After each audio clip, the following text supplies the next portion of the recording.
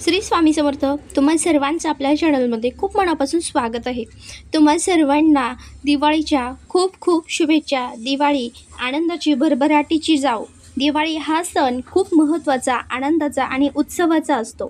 लक्ष्मीपूजनाच्या म्हणजेच आश्विन अमावस्येच्या संध्याकाळी योग्य मुहूर्तावर लक्ष्मीपूजन केले तर आपल्या घरातील लक्ष्मी ही स्थिर राहते आणि आपल्याला वर्षभर आयु, आरोग्य, धनसंपदा, ऐश्वर्य प्राप्त होते.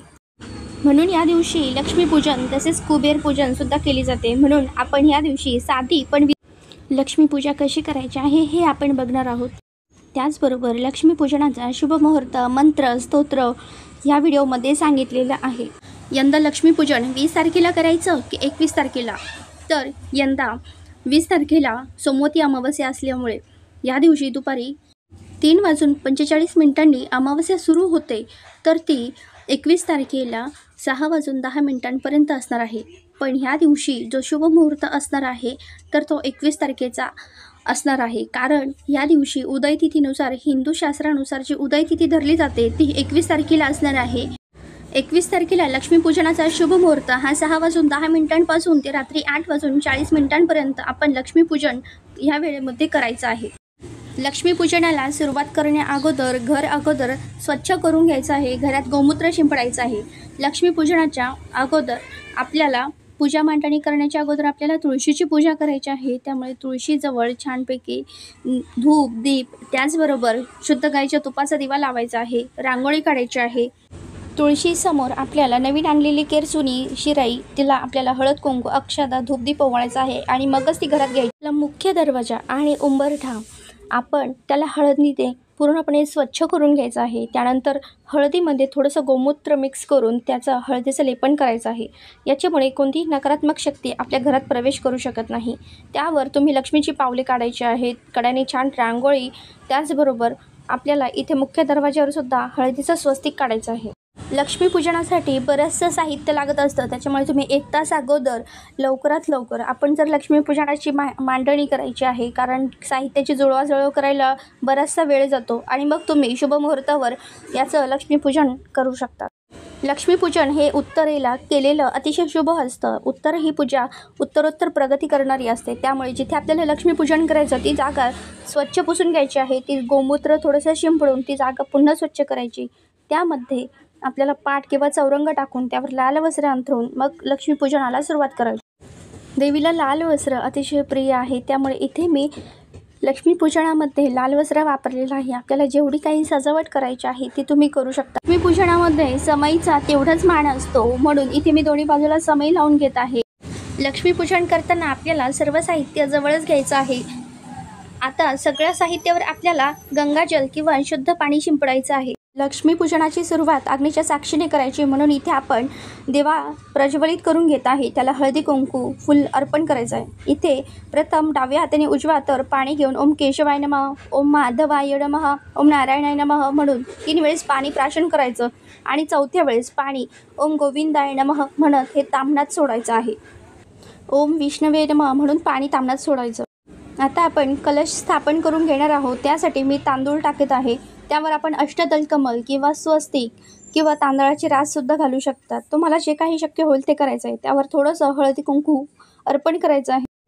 एका प्लेटमध्ये तुम्ही तांदूळ घेऊन त्यामध्ये तुम्ही कलश ठेवू शकतात. आता इथे कलश मी अगोदरच त्याला स्वस्तिक काढून घेतलेला आहे. 5 थेंब लावून घेतलेले आहेत. आता ह्या कलशामध्ये आपल्याला हळदी, कुंकू, त्याचबरोबर अक्षता, 1 फूल, 1 रुपयाचं नाणं, त्याचबरोबर सुपारी हे आपल्याला टाकायचं आहे. ह्या कलशामध्ये आपल्याला 5 विड्याची पानं किंवा आंब्याचा डहाळा ठेवला तरी चालेल. आता कलशामध्ये आपल्याला श्रीफळ ठेवायचं आहे. आता ज्या कलशाला आपल्याला हळद, कुंकू, फूल परत अर्पण करायचं आहे. आता पाटावरती मी आधीच थोड्याशा अक्षता आणि त्यावरती माता लक्ष्मीचा फोटो किंवा मी फोटो ठेवला आहे. तुम्ही मूर्ती पण ठेवू शकता. त्यासमोर मी 4 विड्याची जोड पाणी ठेवलेली आहे. त्यामध्ये आपल्या घरातील गणपतीची मूर्ती आपल्याला शुद्ध पाण्याने ओम गणपतये नमः म्हणत किंवा गणपती अथर्व शीर्ष म्हणत तुम्ही अभिषेक करायचा आहे. पुन्हा दुधाने, पुन्हा शुद्ध पाण्याने आपल्याला अभिषेक करायचा. गणपतीची पूजा चालू असताना ओम श्री गणेशाय नमः या मंत्राचा सुद्धा जप करून तुम्ही मूर्ती स्वच्छ पुसायची आहे आणि पहिल्या विड्याच्या पानावर थोडेसे अक्षता, त्यावर हळदी कुंकू आणि मग त्यावर गणपती बाप्पाची स्थापना करायची आहे. तुमच्याकडे जर लक्ष्मीची मूर्ती असेल किंवा श्रीयंत्र असेल तर तुम्ही श्रीयंत्रसुद्धा ठेवू शकतात. माझ्याकडे श्रीयंत्र आहे तर मी श्रीयंत्रावर ओम ऐं ह्रीं क्लीं चामुंडाय विच्चे म्हणून किंवा ओम श्री महालक्ष्मी नमः मंत्र म्हणत आपल्याला अभिषेक करायचा आहे शुद्ध पाण्याने, त्यानंतर दुधाने, नंतर शुद्ध पाण्याने आपल्याला अभिषेक करून ते स्वच्छ पुसून घ्यायचं आहे. नंतर गणपतीच्या शेजारी थोड्याशा अक्षता टाकून त्यावर थोडेसे हळद कुंकू अर्पण करून त्यावर श्रीयंत्र हे स्थापन करायचं आहे. माता लक्ष्मीला कमळाची फुलं ही अतिशय प्रिय असतात, म्हणून आपल्याला इथे कमळाची फुलं अर्पण करणं इथे शक्य नाही आहे, म्हणून इथे आपण कमळगट्ट्याची मणीची माळ इथे ठेवायची आहे. आता इथे लक्ष्मीसोबत कुबेराची सुद्धा पूजा करायची असते. कुबेराची प्रतीक म्हणून आपण कोजागिरी पौर्णिमेला जसं सुपारी ठेवत असतो ती सुपारी आपल्याला इथे घ्यायची आहे. ओम श्री कुबेराय नमः म्हणत त्याच्यावर शुद्ध पाण्याने, दुधाने, पुन्हा शुद्ध पाण्याने अभिषेक करायचा आणि त्यानंतर आपल्याला ती स्वच्छ पुसून श्रीयंत्राशेजारी आपल्याला जोडपानावर तिथे अक्षदा, त्यावर हळद कुंकू अर्पण करून ती कुबेराची मूर्ती तिथे म्हणजे स्वरूप ती सुपारी ठेवा. आता ही जी सुपारी घेतली आहे ती आपल्या कुलदेवतेचं स्वरूप म्हणून घेतलेली आहे, म्हणून इथे ओम ऐं ह्रीं क्लीं चामुंडाय विच्चे म्हणत आपल्याला आपल्या कुलदेवतेचा साक्षात आपल्याला अभिषेक करायचा आहे. एका पळीमध्ये आपल्याला हळद कुंकू, अक्षता, गुलाबाची पाणी हे घेऊन सगळं आपल्या कुलदेवता स्वरूप सुपारीला अर्पण करायचे आहे. शुद्ध पाण्याने पुन्हा अभिषेक करायचा आहे. सर्व मंगल मांगल्ये शिवे सर्वार्थ साधिके शरण्ये त्र्यंबके गौरी नारायणी नमोस्तुते या मंत्राचा जप चालू ठेवायचा आहे. त्याचबरोबर त्या जोडपानावर आपल्याला अक्षता, त्याचबरोबर त्याच्यावर हळद कुंकू टाकून त्याच्यावर ही कुलदेवतेची सुपारी ठेवायची आहे. लक्ष्मीपूजनाच्या वेळेस आर्थिक व्यवहार करू नये, कारण की ह्यामध्ये आपण लक्ष्मीपूजनाच्या वेळेस आपण घरातील आपले जे पैसे असतात त्यांची पूजा केली जाते, म्हणून ह्या दिवशी चुकूनही आर्थिक व्यवहार करू नये. आता आपल्याला गणपती स्वरूप आपल्याला गणपती ठेवलेले आहेत त्यांची पूजा करायची आहे, हळद कुंकू अर्पण करायचे आहे. सर्व पूजा निर्विघ्नपणे पार पडावी यासाठी प्रार्थना करायची आहे. नंतर श्रीयंत्राची पूजा करायची आहे, श्री सूक्त पठण करायचं. धनाचे देवता हे कुबेर देवतांची इथे पूजा करायची आहे, त्यांना हळद कुंकू फूल अर्पण करायचे आहे. त्यानंतर कुलदेवता जे आपल्या सर्व कामांमध्ये यश मिळवून देते, आर्थिक प्रगती वाढवत असते, इथे कुलदेवतेची सुद्धा आपल्याला इथे पूजा करायची आहे.